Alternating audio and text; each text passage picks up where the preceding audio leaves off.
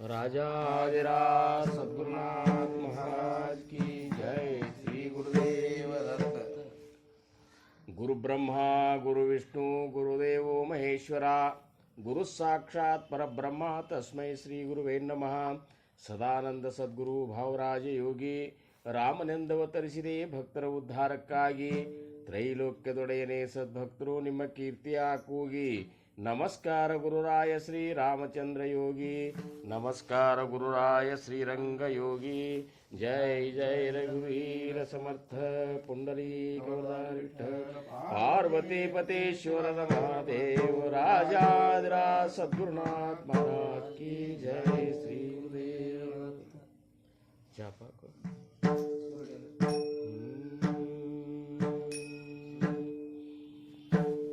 कायवाणु आता न पुरे हे वाणी कायवाणु आता न पुरे हे वाणी कायवाणु आता न पुरा हे वाणी कायवाणु आता न पुरा हे वाणी कायवाणु आता न पुरे हे वाणी कायवाणु आता न पुरे हे वाणी कायवाणु आता न पुरे हे वाणी मस्तक चरणी ठेवी तसे मस्तक चरणी ठेवी तसे कायवाणु आता न पुरे हे वाणी कायवाणु आता न पुरा हे वाणी कायवाणु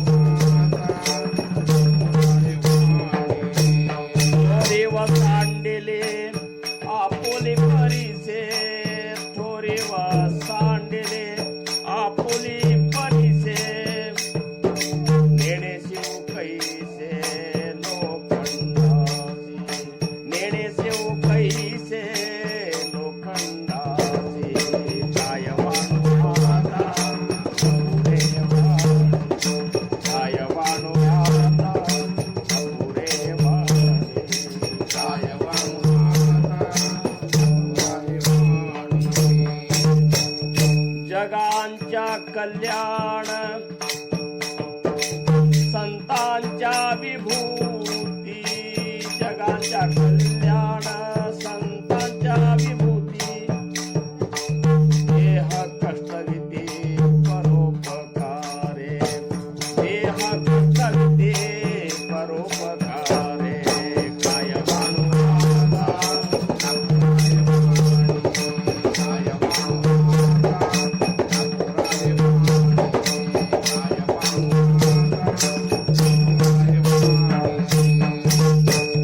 भूतांच्या दया हे भांडवल संता भूतांच्या दया हे भांडवल संता आपुले ममता नाही देही आपुले ममता नाही देही कायवाणु आता न पुरे वाणी कायवाणु आता न पुरा हे वाणी कायवाणु आता न पुरा हे वाणी तुका म्हणे सुख पराविया सुख तुका म्हणे सुख पराविया सुखे अमृत हे मुखे स्रवतसे अमृत हे मुखे स्रवतसे कायवाणु आता कायवाणु आता न पुरे वाणी कायवाणु आता न पुरे वाणी कायवाणु आता न पुरा हे वाणी मस्तक चरणी ठेवी तसे मस्तक चरणी ठेवी तसे कायवाणु आता न पुरे वाणी कायवाणु आता कायवाणु आता कायवाणु आता न पुरे राजाधिराज सद्गुरुनाथ महाराज की जय। धोपार कुमारी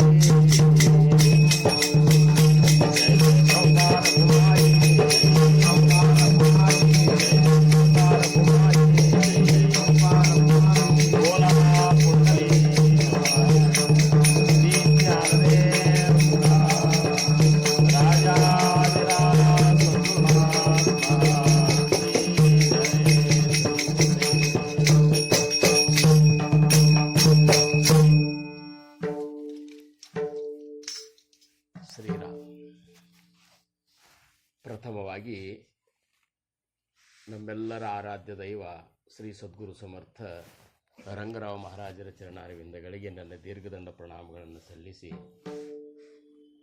ಸಮರ್ಥರು ನಾವೆಲ್ಲರೂ ಜೀವನದಲ್ಲಿ ಒಂದು ಆ ಪರಮಾನಂದವನ್ನು ಉಂಡ್ಲಿ, ಜೀವನದ ಸಾರ್ಥಕತೆ ಮಾಡಿಕೊಳ್ಳಿ ಅನ್ನುವಂಥ ಅಪಾರವಾದಂಥ ಕಳಕಳಿಯಿಂದ ಇಂಥ ಒಂದು ಅವಕಾಶ ಒದಗಿಸಿಕೊಟ್ಟಾರೆ. ಇಂಥ ಈ ಒಂದು ಅಪೂರ್ವವಾದಂಥ ಸಮಯದಲ್ಲಿ ಕೂಡಿರುವಂಥ ಎಲ್ಲ ಗುರು ಬಂಧುಗಳಿಗೆ, ತಾಯಂದಿರಿಗೆ ನಮಸ್ಕಾರಗಳನ್ನು ಸಲ್ಲಿಸಿ, ಎರಡು ವಿಚಾರವನ್ನು ನೀವು ಚಿಂತನೆ ಮಾಡೋದು. ಹೆಂಗಾಗಿದೆ ಅಂದರೆ, ಈ ಕರೋನಾ ಗದ್ದಲದಾಗ ಸರ್ವಸಾಧಾರಣ ಪರಮಾರ್ಥದಿಂದ ನಾವು ಎಲ್ಲೇ ದೂರ ಹೋಗ್ಲಿಕ್ಕತ್ತೇವನೋ ಅಂತ ಅನಿಸ್ಲಿಕ್ಕತ್ತದ ನಮಗೆ. ಯಾಕಂದ್ರೆ ದೇಹ ಬುದ್ಧಿ ಅನ್ನುವಂಥ ಒಂದು ಇಷ್ಟೊಂದು ನಮಗೆ ಬಲವಾಗಿ ನಮ್ಮನ್ನು ಹಿಂಸೆ ಕೊಡ್ಲಿಕ್ಕತ್ತಲ್ಲ. ಈ ಕರೋನಾದೊಳಗೆ ನಮ್ಮನ್ನು ನಾವು ಸಂರಕ್ಷಣೆ ಮಾಡ್ಕೋದೇ ಹೆಚ್ಚಾಗ್ಯದ ಹೊರತಾಗಿ ಸದ್ಗುರುಗಳು ನಮಗೆ ಏನನ್ನು ಹೇಳಿಕೊಟ್ರು, ಆಮೇಲೆ ಸದ್ಗುರುಗಳು ನಮ್ಮನ್ನು ಕಾಯ್ತಾರಲ್ಲ ಅನ್ನುವಂಥ ನಿಶ್ಚಯವಾದಂಥ ಒಂದು ಶ್ರದ್ಧಾ ನಮ್ಮಲ್ಲಿ ಅದ್ರ ಕೊರತೆ ಆಗ್ಯದಂತೆ ಅನ್ನಿಸ್ತದೆ. ದೇಹ ಬುದ್ಧಿ ನಮ್ಮಲ್ಲಿ ಹೆಚ್ಚಾಗ್ಯದ, ಇದ್ರ ಅರ್ಥ ಏನು? ನಮ್ಮನ್ನು ನಾವು ಕಾಯ್ಕೊಳ್ಳಿಕ್ಕತ್ತೇವೆ ಅಂದ್ರೆ ಏನು? ನಮ್ಮನ್ನು ಕಾಯೋರು ಮತ್ತೆ ಯಾರೂ ಇಲ್ಲ ಅನ್ನುವಂಥದ್ದು ನಮಗೆ ಖಾತ್ರಿ ಆದಂಗೆ, ಹೌದಲ್ಲ? ಯಾಕೆ ಹಂಗಾಗ್ಯದ ಅಂದ್ರೆ ಅದೇನು ನಮ್ಮ ತಪ್ಪಲ್ಲ. ನಾವು ಎಷ್ಟು ಸಮರ್ಥರು ನಮಗಾಗಿ ಏನವ್ರು ತಮ್ಮನ್ನು ತಾವು ತಮ್ಮ ಶರೀರಕ್ಕೆ ತೊಂದರೆ ಕೊಟ್ಟುಕೊಂಡು ತಮ್ಮದನ್ನು ಅಂತ ತ್ಯಾಗ ಮಾಡಿ ನಮ್ಮ ಮನೆಗೆ ಬಂದು ಹೇಳಿದ್ರು ಸಹಿತ ನಮಗೆ ಇನ್ನೂ ಅವ್ರು ಹೇಳಿದಂತೆ ಮಾಡ್ಲಿಕ್ಕೆ ಆಗಿಲ್ಲಂತೆ ದೇಹ ಬುದ್ಧಿ ಕಾಯ್ಲಿಕ್ಕೆ. ಪರಮಾರ್ಥದೊಳಗೆ ದೇಹ ಬುದ್ಧಿ ಮತ್ತು ಆತ್ಮಬುದ್ಧಿ ಎರಡವ. ದೇಹ ಬುದ್ಧಿ ಪ್ರಾಪಂಚಿಕ ಜನರಿಗೆ ಅದು ಕಾಡ್ತಿರ್ತದೆ. ಪರಮಾರ್ಥದೊಳಗೆ ನಾವು ಕಾಲಿಟ್ಟ ಮೇಲೆ ನಾವು ಆತ್ಮಬುದ್ಧಿ ಒಳಗೆ ಪ್ರವೇಶ ಮಾಡ್ಬೇಕಂತಾರ.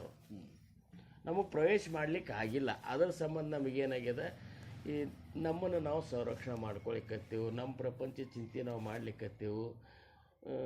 ಸಮರ್ಥರಿಗೆ ಇದರಿಂದ ಒಂದು ರೀತಿ ಮನಸ್ಸಿಗೆ ನೋವು ಆಗ್ತದೆ. ಯಾಕಂದ್ರೆ ಅಖಿಲಾಂಡ ಕೋಟಿ ಬ್ರಹ್ಮಾಂಡದ ನಾಯಕ ಸದ್ಗುರುನಾಥ ಅಂತೇಳಿ ನಾವು ಅಂತೀವಿ. ಸದ್ಗುರುಕ್ಕಿಂತ ಹೆಚ್ಚಿನ ನಾವು ಯಾರೂ ಇಲ್ಲ ಅಂತೀವಿ. ಬ್ರಹ್ಮ, ವಿಷ್ಣು, ಮಹೇಶ್ವರ ಈ ಸೃಷ್ಟಿ ಸಂಚಾಲನೆ ಮಾಡುವಂಥ ಇವರು 3 ಮಂದಿ ಸದ್ಗುರುಗಳ ಒಂದು ಸ್ಥಿತಿ ಎದುರಿಗೆ ಇವರು ಸೇವಕರ ಸ್ಥಿತಿಯೊಳಗಿದ್ದಾರು ಅಂತೂ ಅಂತೀವಿ. ಆದರೂ ಸಹಿತ ನಮಗೆ ಅದು ಖಾತ್ರಿ ಯಾಕಾಗಿಲ್ಲ ಅಂದ್ರೆ, ಅವರು ಪಟ್ಟಂಥ ಶ್ರಮದ ಬಗ್ಗೆ, ಅವ್ರು ನಮಗಾಗಿ ಮಾಡಿದ ಉಪಕಾರದ ಬಗ್ಗೆ ನಮಗೆ ಸ್ಮರಣದ ಕೊರತದ. ಮಾಡೋರು ಮಾಡ್ಲಿಕ್ಕತ್ತಾರ, ಆ ಮಾತು ಬೇರೆ. ಆದರೂ ಸಹಿತ ಈ ಒಂದು 7-8-9 ತಿಂಗಳಾಗ ನಾವು ಯಾಕೋ ನಾವು ನಮ್ಮಲ್ಲಿ ಅದರಿಂದ ಹಿಂದೆ ಸರಿಲಿಕ್ಕತ್ತೀವಿ ಅಂತ ಅನಿಸ್ತದೆ.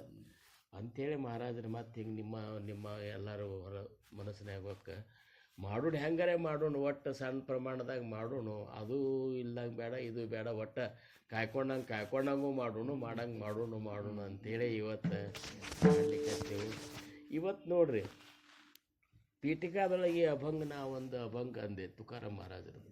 ಅವ್ರು ಏನಂತಾರೆ, ಕಾಯವಾಣು ಆತ ನಪುರ ಹೇ ವಾಣಿ ಮಸ್ತಕ ಚರಣಿ ಠೇವಿ ತಸಿ. ಏನಂತ ನಾವು ವರ್ಣನ ಮಾಡ್ಲಪ್ಪ ಈ ಸದ್ಗುರುನಾಥನ ಅಂತಾರವರು. ಈ ಸಂತರನ್ನ, ಈ ಸದ್ಗುರುಗಳನ್ನು ನಾ ಯಾವ ರೀತಿ ವರ್ಣನ ಮಾಡಲಿ? ಅವ್ರು ವರ್ಣನ ಮಾಡ್ಲಿಕ್ಕೆ ನನ್ನ ವಾಣಿ ಸಾಲೋದಲ್ಲ, ಶಬ್ದಗಳು ಸಾಲೋದಲ್ಲ ಅಂಥೇಳಿ. ಯಾಕಂದ್ರೆ ಎಲ್ಲನೂ ವರ್ಣನ ಮಾಡ್ಬೋದು. ಈಗ ನೀವು ಈ ಕಟ್ಟಿದ ಮನೆ ವರ್ಣನ ಮಾಡ್ಬೋದು, ನಮ್ಮ ಶರೀರ ನಾವು ವರ್ಣನ ಮಾಡ್ಕೋಬಹುದು, ನಾವು ಗಳಿಸಿದ ರೊಕ್ಕ ವರ್ಣನ ಮಾಡ್ಬೋದು, ಹೌದಲ್ಲ? ಆಮೇಲೆ ನಮ್ಮಲ್ಲಿರುವಂಥ ಪಾಂಡಿತ್ಯವನ್ನು ನಾವು ವರ್ಣನ ಮಾಡಿ ಹೇಳ್ಬೋದು. ಜಗತ್ತಿನೊಳಗೆ ಏನೇನು ಕಾಣಿಸ್ತಾವನ್ನೆಲ್ಲ ವರ್ಣನ ಮಾಡ್ಲಿಕ್ಕೆ ಸಾಧ್ಯದ. ಆದರೆ ಈ ಮೂರನ್ನು ವರ್ಣನ ಮಾಡ್ಲಿಕ್ಕೆ ಆಗೋದಿಲ್ಲ ಅಂಥೇಳಿ ಸಮರ್ಥರು ಈ ಅಭಂಗದಿಂದ ನಮಗೆ ಅರ್ಥ ಆಗ್ತದೆ.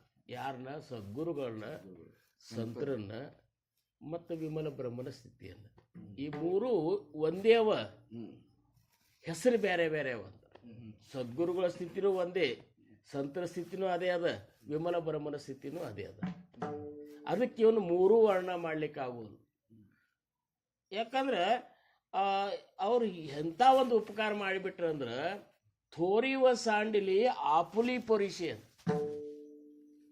ಪರಿಸಿಗಲ್ಲ ಎಂಥ ಒಂದು ಶ್ರೇಷ್ಠದ ಮುಟ್ಟಿದ್ದು ಬಂಗಾರ ಮಾಡಿಬಿಡ್ತದ ಇಂಥ ಒಂದು ಕಬ್ಬಿಣ ಮುಟ್ಟಿ ಬಂಗಾರ ಮಾಡ್ತದೆ ಕಬ್ಬಿಣ ಕಚ್ಚಿಬಿಟ್ರೆ ಕಬ್ಬಿಣ ಬಂಗಾರ ಆಗ್ತದೆ ಥೋರಿವ ಸಾಂಡಿಲಿ ಆಪುಲಿ ಪರಿಸಿ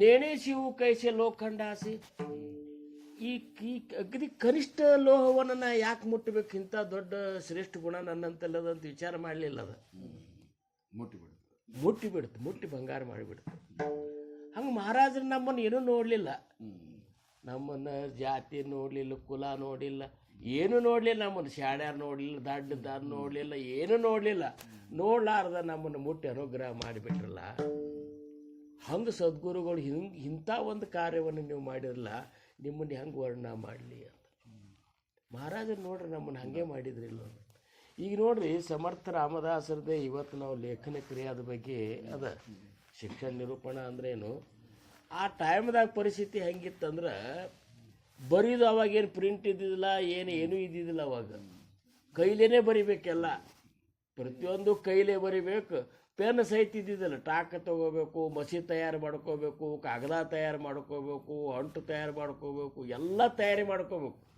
ಮಾಡ್ಕೊಂಡು ಅವನ್ನೆಲ್ಲ ಬರೀಬೇಕು ಜನರಿಗೆ ಓದ್ಲಿಕ್ಕೆ ಕೊಡ್ಬೇಕಾದ್ರೆ ಅವತ್ರ ಬರೆದು ಅವತ್ತರದ್ದು ಪ್ರತಿ ಮಾಡ್ಬೇಕು ಅವರು ರಾಮದಾಸ್ ಮಹಾರಾಜರಂತಲ್ಲಿ ಎಷ್ಟು ಮಂದಿ ಶಿಷ್ಯರಿದ್ರಲ್ಲ ಮೊದಲು ಅವ್ರಿಗೆ ಅದು ಶಿಕ್ಷಣ ಕೊಡ್ತಿದ್ರು ಅವರು ಆ ದಾಸಬೋಧಗಳು ಪ್ರತಿ ಮಾಡೋದು ಎಷ್ಟು ನಮಗೆ ಓದಲಿಕ್ಕೆ ಆಗವಲ್ತಾಗ್ಯದ ಅಷ್ಟು ಪೇಜ್ ಅವವು ಇವನು ಟಾಕಿನಾಗ ಗಲಗಿದ್ದಿಲ್ಲ ಗಲಗ್ ತೊಗೊಂಡು ಬರೀಬೇಕು ಬರೆದು ಅವನ್ನೆಲ್ಲ ಬೈಂಡಿಂಗ್ ಎಲ್ಲ ಮಾಡಿ ಒಂದೊಂದು ಮಠಗಳಿಗೆ ಕೊಡಬೇಕು ಓದಲಿಕ್ಕೆ ಭಕ್ತರಿಗೆ ಕೊಡಬೇಕು ಎಷ್ಟು ಕಠಿಣ ಇತ್ತು ನೋಡಿ ಇವೆಲ್ಲ ಯಾಕೆ ಬರ್ದಾರ ಹಿಂಗಂತ ನಮಗೆ ಹಾಂ ಅವಾಗ ಹಂಗಿತ್ತದು ಅದಕ್ಕೆ ಮೊದಲು ಅವ್ರು ಏನು ಮಾಡಿದ್ರು ಅದು ಹೆಂಗೆ ಬರೀಬೇಕು ಅನ್ನುವಂಥದ್ದು ಸಹಿತ ಇದ್ರಾಗ ಇವತ್ತಿನ ಲೇಖನ ಕ್ರಿಯಾದಾಗ ಹೇಳಿದರು ಏನು ನೀವು ಹಾಳಿ ಹಿಂಗೆ ತೊಗೋಬೇಕು ಹಾಳಿ ಹಿಂಗೆ ದಪ್ಪ ಇರಬೇಕು ಗಲಗದ ತುದಿ ಹಿಂಗಿರಬೇಕು ಮಸಿ ಹಿಂಗಿರಬೇಕು ಅಕ್ಷರ ಅತಿ ಸಣ್ಣನೂ ಆಗಬಾರ್ದು ಅತಿ ದೊಡ್ಡನೂ ಆಗಬಾರ್ದು ಅತಿ ಸಣ್ಣವಾದು ಅಂದ್ರೆ ಮುಪ್ಪಾವಸ್ಥೆಯಾಗ ಓದ್ಲಿಕ್ಕೆ ಮುಂದದ ಅದ್ರಾಗದ ಹಾಂ ಮುದುಕರಾದವ್ರಿಗೆ ನೀವು ಸಣ್ಣ ಅಕ್ಷರ ಬರೆದು ಕೊಟ್ರೆ ಅಂದ್ರೆ ಓದ್ಲಿಕ್ಕೆ ಆಗೋದಿಲ್ಲ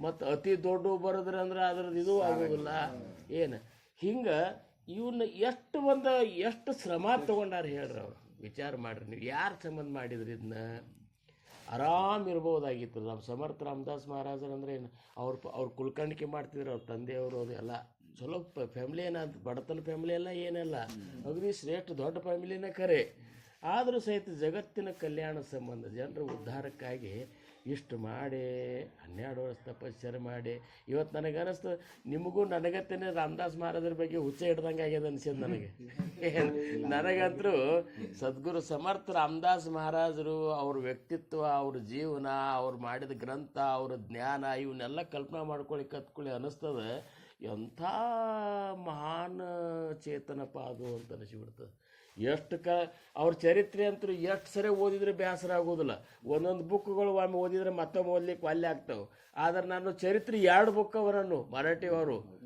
ಅದನ್ನು ಓದ್ತಾರೆ ಅದನ್ನು ಎಷ್ಟು ಸರಿ ಓದಿದ್ರು ಬೇಸರ ಆಗಲ್ತ ಯಾಕಂದ್ರೆ ಅಂಥ ಕಾರ್ಯವನ್ನು ಮಾಡಿದ್ರು ಅದ್ರಾಗ ಇವತ್ತಿ 19ನೇ ದಶಕ 1ನೇ ಸಮಾಸದೊಳಗೆ ಹಿಂಗೆ ಬರೀಬೇಕಪ್ಪ ಮುಂದಿನವ್ರ ಉಪಯೋಗ ಆಗಬೇಕು ಹೌದಲ್ಲ ಮುಂದಿನವ್ರ ಉಪಯೋಗ ಏನು ಬರೆದು ನಿನಗೆ ತಿಳಿಲ್ಲ ಅಂದ್ರೆ ಮಂದಿಗೆ ಏನು ಗೊತ್ತಾಗ್ತದೆ ಹೌದಲ್ಲ ಮೊದಲು ಎಲ್ಲರಿಗೂ ಉಪಯೋಗ ಆಗುವಂಥದ್ದು ಕಾರ್ಯ ಮಾಡ್ರಪ್ಪ ಅಂಥೇಳಿ ಮಾಡಲ್ಲ ಅಂಥ ಸಂತರ ವರ್ಣನ ವಿಚಾರ ಮಾಡಿದರೆ ಮಹಾರಾಜರು ಮಾಡಿದ ಉಪಕಾರ ಕಲ್ಪನೆ ಮಾಡ್ಕೊಂಡ್ರೆ ಭಾಳ ಅದ ನಮಗೆ ಕಲ್ಪನೆ ಬರುವಂತ ಅನಿಸ್ಬಿಟ್ಟದ ನನಗೆ ನಾವು ಎಲ್ಲೋ ಒಟ್ಟು ಅದು ಇರೋದೇ ಬೇರೆ ಅದ ನಾವು ಏನೋ ಮಾಡ್ಲಿಕ್ಕತ್ತೀವೋ ಅಂತ ಒಮ್ಮೆ ಮನಸ್ತದೆ ಅದು ಇರೋದೇ ಬೇರೆ ಅದ ಯಾಕಂದ್ರೆ ಸದ್ಗುರುಗಳನ್ನು ಒಲಸುಗೋದು ಪರಮಾರ್ಥದ ಜಗತ್ತನ್ನು ಸಮಾಜನ ಒಲಸುಗೋದು ಪರಮಾರ್ಥ ಅಲ್ಲ ನಾವು ಸಮಾಜನ ಹೊಲಸ್ಕೊಳಿಕ್ಕೆ ಹೊಂಟೇವೆ ಜನರನ್ನು ಹೊಲಸ್ಕೊಳಿಕತ್ತೀವಿ ಜನರನ್ನು ಹೊಲಸ್ಕೊಳ್ಳಲ್ಲ ಸದ್ಗುರುಗಳನ್ನು ಹೊಲಸ್ಕೋಬೇಕಾಗಿದೆ ಸದ್ಗುರುಗಳನ್ನು ಹೊಲಸ್ಕೋಬೇಕಾದ್ರೆ ಸದ್ಗುರುಗಳು ನಮಗೆ ಏನು ಹೇಳ್ಯಾರ ಅದನ್ನು ಮೊದಲ ಪದ್ಧತಿ ಮಾಡ್ಬೇಕಾಗಿದೆ ನಾವು ಅದನ್ನು ನಾವು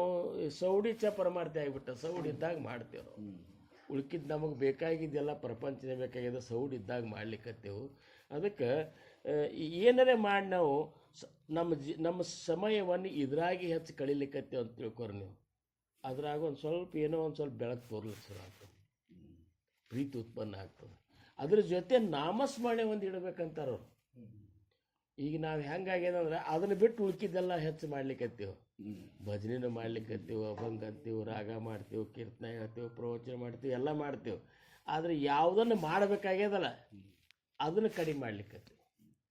ಯಾವಾಗ ನಾವು ನಾಮಕ್ಕಾಗಿಯೇ ಬೆನ್ನು ಹತ್ತೀವಲ್ಲ ಆವಾಗ ಪರಮಾರ್ಥ ಪ್ರಾರಂಭ ಆಗ್ತದೆ. ಈಗ ನಾವು ಹಿಂದಿನ ಜ್ಞಾನಿಗಳ ವಿಚಾರ ನೋಡಿದ್ರೆ ನಾವು ನಾಮಸ್ಮರಣೆಯಾಗಿ ಯಾವಾಗ ನಾವು ಅದಕ್ಕಾಗಿಯೇ ಬೆನ್ನು ಹತ್ತೀವಲ್ಲ ಆವಾಗ ನಮ್ಮ ಪಾರಮಾರ್ಥದ ಅಂತರಂಗ ಒಳಗೆ ಈ ಒಳಗೊಂದು ಒಂದು ಹಾದಿದ ಅಂತರಂಗದಾಗ ಪ್ರವೇಶ ಆಗ್ಲಿಕ್ಕೆ ಶುರು ಆಗ್ತದೆ. ಇದು ಬಾಹ್ಯ ರಂಗ, ಇದು ಹೊರಗಿನ ರಂಗದೊಳಗೆ ನಾವು ಮಾಡ್ತೀವಿ ಭಜನೆ ಸಪ್ತಾಹ ಸತ್ಸಂಗ ಅವನ್ನೆಲ್ಲ.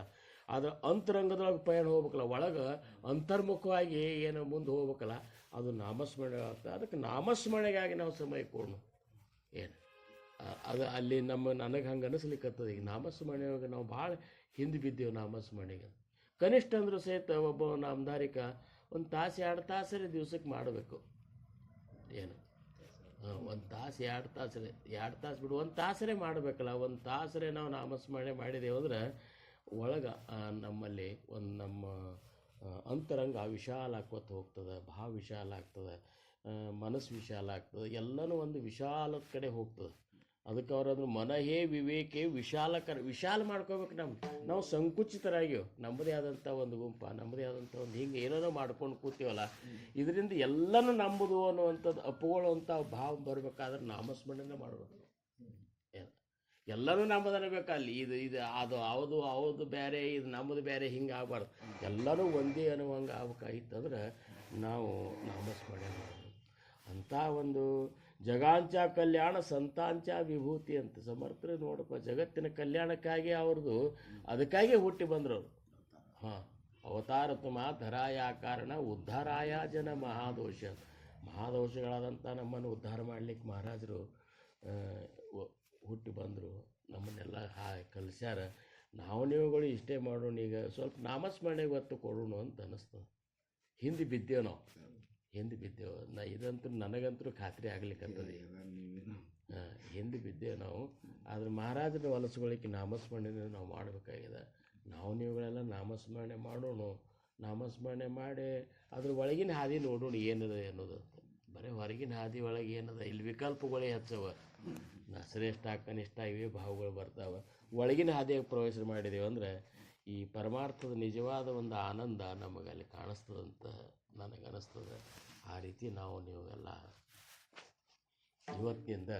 ಇವತ್ತು ಭೋಗಿ ಸಂಕ್ರಾಂತಿ ಏನೋ ಇದು ಚೇಂಜ್ ಆಗ್ತಂತೀಗ.